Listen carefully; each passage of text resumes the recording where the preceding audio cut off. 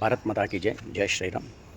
కాశీబుగ్గలో జరిగినటువంటి వెంకటేశ్వర స్వామి దేవాలయంలో తొక్కిసలాటలో 9 మంది చనిపోవడం నిజంగా అత్యంత బాధాకరం. ఆ సంఘటన తలుచుకుంటేనే చాలా బాధాకరంగా ఉంటుంది.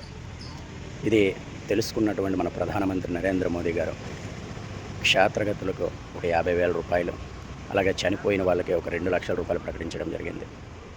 ఒక చిన్న విన్నపం ఏంటంటే, భక్తులారా దేవాలయానికి వెళ్ళండి, దేవుణ్ణి దర్శించండి.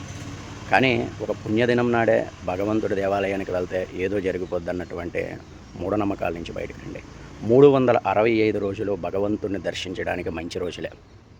నువ్వు ఎప్పుడు వెళ్ళినా సరే భగవంతుడు నీ కోసం ఎదురు చూస్తూనే ఉంటాడు. నువ్వు భగవంతుడి కోసం పరితపించడానికి వెళ్ళొచ్చు. అంతేగాని పర్వదినాలను చెప్పుకొని ఇలా వెళ్ళి చనిపోవడం నిజంగా బాధాకరం. ఇటువంటి సంఘటన మరి ఇంకా ఎప్పుడు జరగకూడదు.